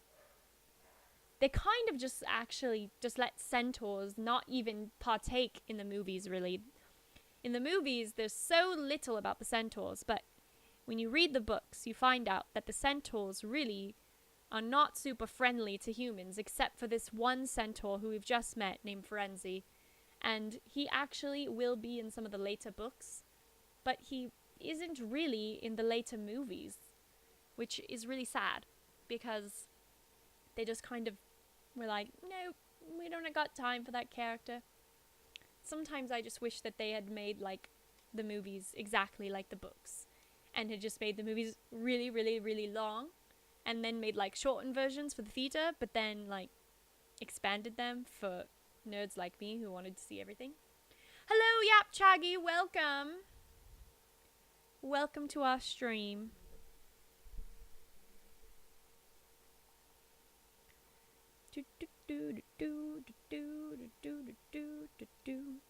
Okay, so anyway, back to Firenze the Centaur carrying Harry Potter. Firenze whisked around with Harry clutching on as best as he could. They plunged off into the trees, leaving Ronan and Bane behind them. Harry didn't have a clue what was going on. "Why is Bane so angry?" he asked. "What was that thing you saved me from anyway?" Firenze slowed to a walk, warned Harry to keep his head bowed in case of low-hanging branches, but did not answer Harry's question. They made their way through the trees in silence for so long that Harry thought Firenze didn't want to talk to him anymore. They were passing through a particularly dense patch of trees, however, when Firenze suddenly stopped. "Harry Potter, do you know what unicorn blood is useful for?" "No," said Harry, startled by the odd question. "We've only used the horn and tail in potions." "That is because it's a monstrous thing to slay a unicorn," said Firenze. "Only one who has nothing to lose and everything to gain would commit such a crime. The blood of a unicorn will keep you alive, even if you are an inch from death, but a terrible price. You have slain something pure and defenseless to save yourself, and you will have but a half-life, a cursed life, from the moment the blood touches your lips." Harry stared back at Firenze's head, which was dappled silver in the moonlight. "But who'd be that desperate?" he wondered aloud. "If you're going to be cursed forever, death's better, isn't it?" "It is," Firenze agreed. "Unless all you need is to stay alive long enough to drink something else. Something that will bring you back to full strength and power. Something that will mean you can never die. Mr. Potter, do you know what is hidden in the school at this very moment?" "The Sorcerer's Stone, of course. The elixir of life. But I don't understand who." "Can you think of nobody who has waited many years to return to power, who has clung to life, awaiting their chance?" It was as though an iron fist had clenched suddenly around Harry's heart. Over the rustling of trees, he seemed to hear once more what Hagrid had told him on the night they'd met. "Some say he died. Codswallop, in my opinion. Don't know if he had enough human left in him to die." "Do you mean?" Harry croaked. "That was bull. Harry! Harry, are you all right?" Hermione was running towards them down the path, Hagrid puffing along beside her. "I'm fine," said Harry, hardly knowing what he was saying. "The unicorn's dead, Hagrid. It's in that clearing back there." "This is where I leave you," Firenze murmured as Hagrid hurried off to examine the unicorn. "You are safe now." Harry slid off his back. "Good luck, Harry Potter," said Firenze. "The planets have been read wrongly before. Now, even by centaurs. I hope this is one of those times." He turned and cantered back into the depths of the forest, leaving Harry shivering behind him. Ooh, you guys. That's pretty epic. I feel like that should be the end of the chapter right there. Oh, it basically is. There's only a little bit more to read. That is pretty intense. Hey, Yap Chaggy. Yap Chaggy is really cool. He's actually one of my friends that I hung out with at TwitchCon. Oh, you even have the TwitchCon badge. That's so cool. How do I get that? Dude, I never got one of those. Maybe I had to, like, buy my ticket sooner or something. But that's pretty cool that you got that badge. It was a lot of fun at TwitchCon. It was cool hanging out with you. Glad you're coming to my stream. Alright, so we're almost done with this chapter. Ron had fallen asleep in the dark common room waiting for them to return. He shouted something about Quidditch fouls when Harry roughly shook him awake. In a matter of seconds, though, he was wide-eyed as Harry began to tell him, and Hermione, what had happened in the forest. Harry couldn't sit down. He paced up and down in the front of the fire. He was still shaking. "Snape wants the stone for Voldemort. And Voldemort's waiting in the forest. And all this time, we thought Snape just wanted to get rich." "It's easy. Tell me how." Stop saying the name, said Ron in a terrified whisper, as if he thought Voldemort could hear them. Harry wasn't listening. Firenze saved me, but he shouldn't have done. Bane was furious. He was talking about interfering with what the planets say is going to happen. They must show that Voldemort's coming back. Bane thinks Firenze should have let Voldemort kill me. I suppose that's written in the stars as well. Will you stop saying the name? Ron hissed. So all I've got to wait for now is Snape to steal the stone, Harry went on feverishly. Then Voldemort will be able to come and finish me off. Well, I suppose Bane will be happy. Hermione looked very frightened, but she had a word of comfort. Harry, everyone says Dumbledore's the only one you know who was ever afraid of. With Dumbledore around, you know who won't touch you. Anyway, who says the centaurs are right? It sounds like fortune-telling to me. And Professor McGonagall says that's a very imprecise branch of magic. The sky had turned light before they stopped talking. They went to bed exhausted, their throats sore, but the night's surprises weren't over. When Harry pulled back his sheets, he found his invisibility cloak folded neatly underneath them. There was a note pinned to it, just in case. Wow. Wow, so much happened. So now we know that Snape is really trying to just get the Sorcerer's Stone for Voldemort so he can come back to power. It's not just some simple, like, Snape, he's a bad guy, wants to get rich, steal a stone. Like, before, they were like, okay, Snape wants to do that. What can we do? Should we tell Dumbledore? Maybe we'll just let it go. But now, it's not just about Snape stealing something. This is like, Snape is going to steal something for Voldemort and let him come back, and he just wants to kill Harry. So now, like, Harry is extremely invested in this. He can't just let this go now, because if he lets Snape get the stone, then he's letting Voldemort come back to kill him and probably everybody else. So this is a really, really big deal. And who the heck brought his invisibility cloak back and left this note just in case? I know, because I've read all the books, and it's a really, really great secret. But you don't know if you haven't read the books. So who is just bringing this cloak back to him? Who could it be? Who's on his side that we don't know? And why wouldn't they tell him? My first guess would be like Hagrid, right? Because Hagrid's his friend, but Hagrid's really bad at secrets, so it can't be Hagrid. So that's weird. You guys, we just read 2 really, really good books. Good chapters, I mean. So we know about Voldemort is trying to drink unicorn blood to stay alive and wants to get a hold of the Sorcerer's Stone. And what are the kids going to do now? I feel like now they have to go to Dumbledore, right? What are they going to do? We really don't know. Okay, so you can set the TC17 badge too. It's easy. It's under chat settings, edit appearance. Chat settings? I don't even know how to get to chat settings. That's how... Oh, wait. Is it this thing? Edit appearance. Global badge. Turbo. Prime. What's a GLHF badge? Glolchf. TwitchCon. Cool. Channel badge. Global.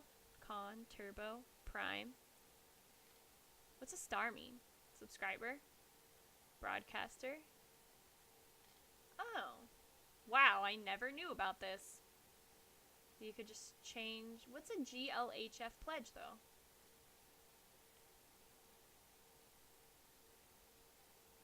And global. Huh. How cool. I never knew this. Thank you, Yapchaggy. That's really, really helpful. Your real name is Daniel, right? Do you care if I call you by that, or do you prefer me to call you Yapchaggy? Mod icons. What's that mean?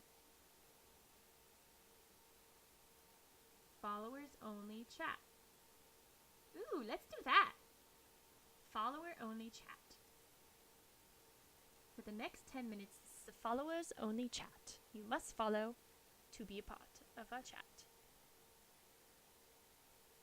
Okay, cool.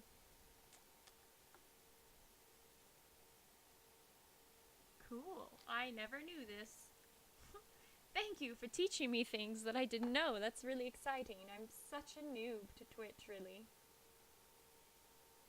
Yeah, I follow emoted. So if you want to chat, you must become a follower and help us get to our goal of 166 followers. So you guys, I really think those last 2 chapters were really good. And if you thought they were good, you can only imagine the chapters of the next book, The Chamber of Secrets. I swear, J.K. Rowling came up with this brilliant book, and as it goes on, it only gets better. So if you guys love this, really, it's going to be 10 times better if we can keep going on to the next book. And in order to go on to the next book, we need to raise $35. Now, that can be done with bits, that can be done with donations, or if somebody just wants to donate the book outright, they can do that through my Amazon wish list. So, yeah. Here's our next chapter we're going to be reading tomorrow. Through the Trapped Door. So, you guys will have to think about what that could possibly mean. But it sounds like it's going to be one exciting chapter.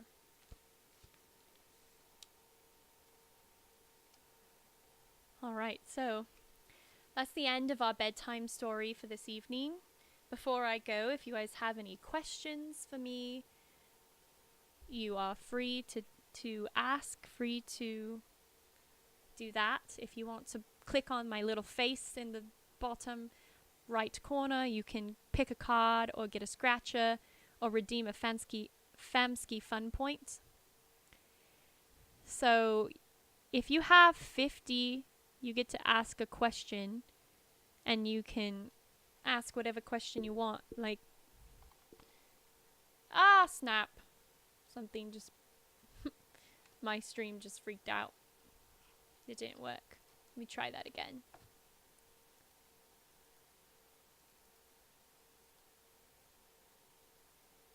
It went away.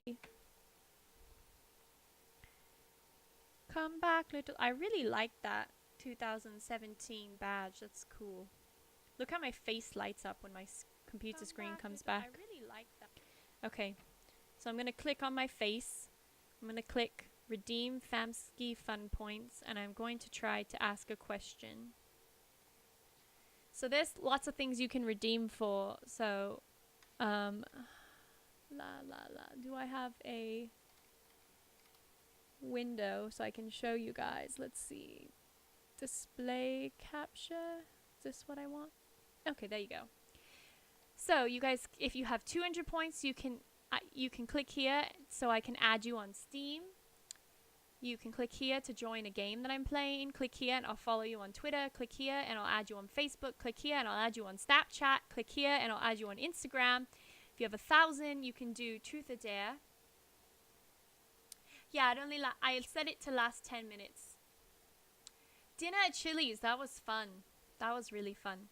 If you have 2,000 points, I'll do a Twitch shout out. Oh my gosh, it's becoming like a screen within a screen within a screen within a screen within a screen within a screen. That's so funny. If you have 2,000, you can get a Twitch follow, and then 5,000, you can be a moderator for a day. So even if you didn't apply to be a moderator, you could be the moderator for the day. So that is all. It's when you click. Okay, so let me get rid of this and restart it so that we can not have a screen within a screen within a screen within a screen within a screen within a screen. Okay, so we'll try it again. So if you go here, my face should appear. It's hidden until you move your mouse there and you click on it, and you can play pick a card, scratches, redeem Famsky points. Why is it freaking out? Stop freaking out. Stop.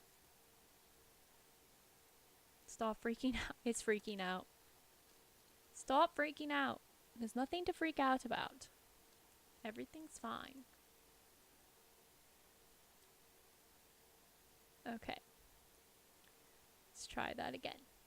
So click here. Whatever. I guess it's just going to freak out. Sorry, guys. Then you can redeem your Famsky points. I'm trying to ask a question and see if that will work. Last time it didn't work. So the question I want to ask is, what is your favorite Harry Potter movie?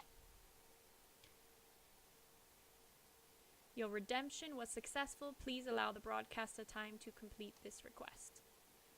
Back to redemptions. And then it takes away some of your Famsky points. And you have asked me a question. Now, I've never actually done this before, so I don't really know what happens after that. But I assume I can answer the question. So let's see. How do I figure that out? Why is it freaking out? I know. It's because I'm streaming my own stream, and so it's like creating a never-ending mirror of streams. And it's just freaking out because it doesn't like that. It's getting so confused. It's reflecting itself too many times. So that's what the only thing I'm not sure about is... Okay, so it doesn't show up on my screen that you asked a question, but if I go into my Streamlabs, then I see that you have redeemed and you asked a question. So then what I can do is answer that question on the stream, or I'll whisper you the answer to that question. So that's a way you can ask me a question, and you will be sure that you will get an answer for your question, whether through whisper or on a stream. And that will be like a very well thought out answered question. You know, it's, if you're chatting in the chat, you might ask me a question and I might miss it and I might accidentally not answer it, or I might have to answer it quickly. But if you send me one that you redeemed your points for, that's going to be a well answered question. So that's one thing you can redeem your points for if you want something cheap, because that one's like the cheapest one to redeem for that I have right now. I'll have to come up with some more rewards later, and if you guys think of any cool rewards you'd like to have for your points, you can let me know. So then another thing you can do is click on it, and if you click on it you can, I don't know, mine went away I guess, but if you click on it you can actually redeem it for... You can play a Scratchers game or a card game to get more Famsky points, which is the best way to get more points, in my opinion. So, yeah. Let's see who has the most points right now. Can you guys see that? It says Dark Lord of Destruction has 37 points. They have the highest amount of points. Oh wait, no, Canine Masters, you have the most points. You have 43. So you are the top. Then we have Dark Lord of Destruction, then Fagwint, then Tofata Alpha, then Tucenti, and then Alien Invader, Sprouse, Morn is Stark, Exia the Angel, Scooby Foo, that's a cool name, Kille 99, and then Obadiah X, my husband, Kronlos, Dr. Funks, a lot of zeros, BG, Feliday, Shutter IV, Fatske, Sir Jahed, Exi, and Pavriti. So those are my top 20 people in the stream winning Famsky Fun points. So that's pretty cool. Oh yeah, and this is the wish list I was talking about. If you click on here, it should take you to my wish list, I hope.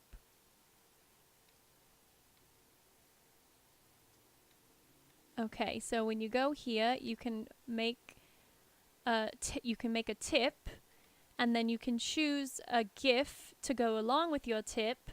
These are the ones that are standard that you can choose, and then these are the ones that I've put there. So it's pretty cool. You can choose them, or you can make an effect when you tip that this will show up on the screen.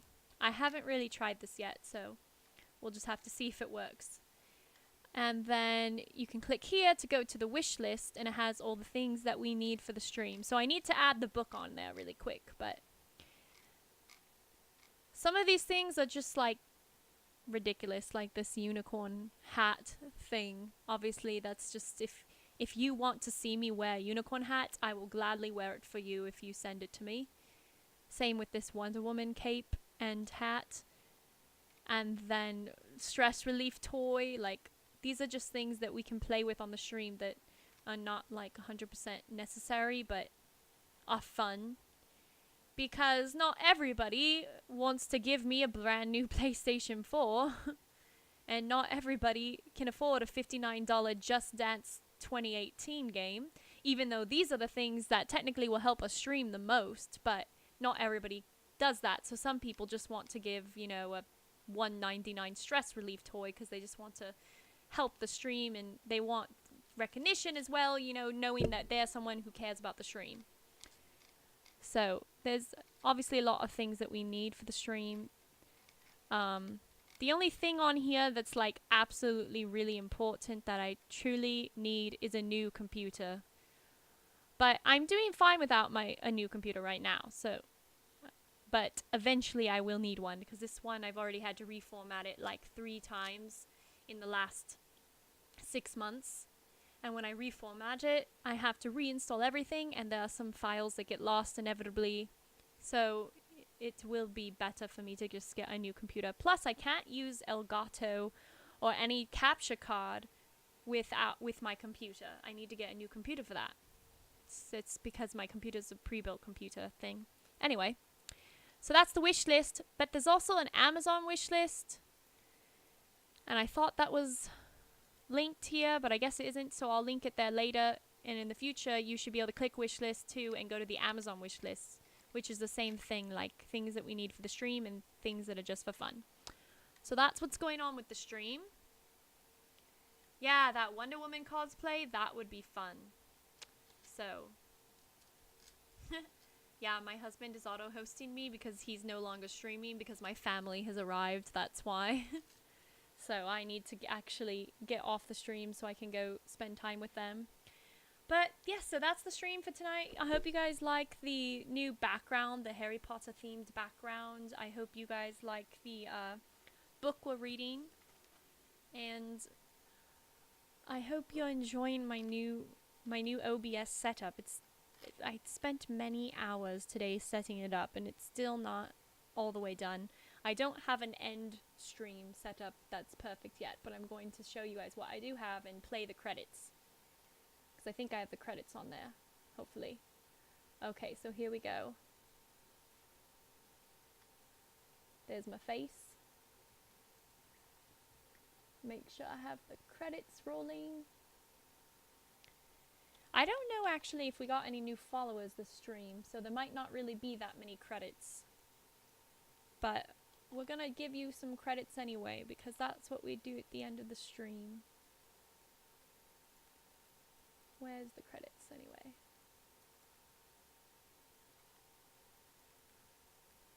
I can't really see what it is. Okay, anyway, here we go. Credits. We'll put on some of our cool music again.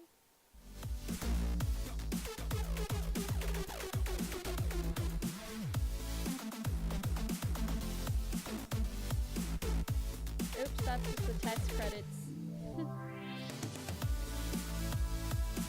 So that's what it would look like if it was working. There you go. If we had some followers and donors, that's what it would look like.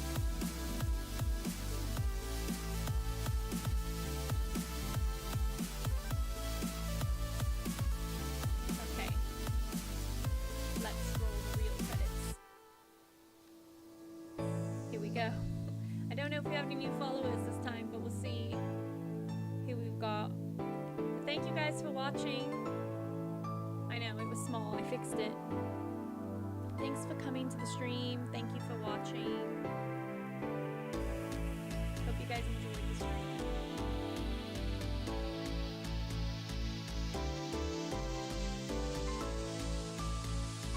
These credits are really slow.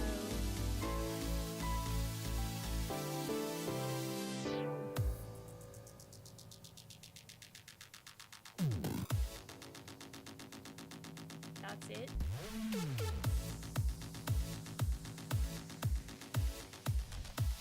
There we go.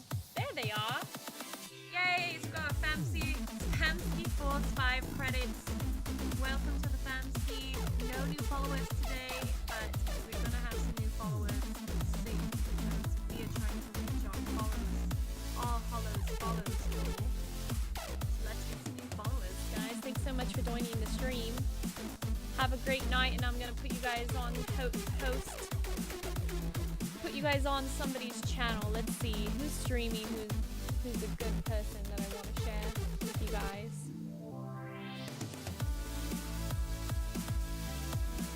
And send you guys over to someone who's streaming right now.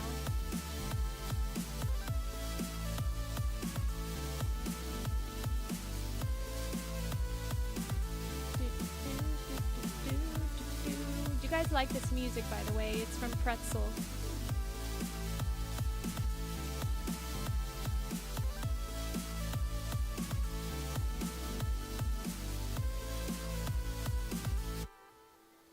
Okay, so let's see if my friend Timmy Tapperton is on. He's got a good stream. Is he streaming right now? He's not streaming right now. He is hosting someone named Extraordinary. That's cool.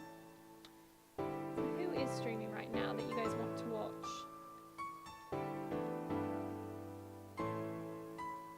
Spooktacular Waifu is streaming. Champion Tofu is streaming. We could give a host to Champion Tofu. So let's do that. Let's host Champion Tofu for y'all. I knew it. There's also girl streamers who's streaming.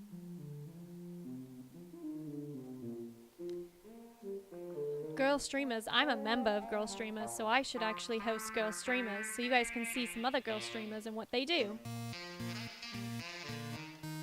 So let's do that. We're gonna host them.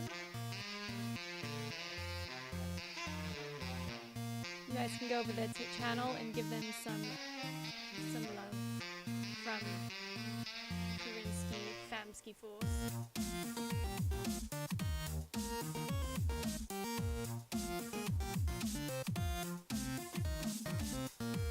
Okay, so let's make sure I do this host thing right. Host. Oh, my husband's telling me to go eat food.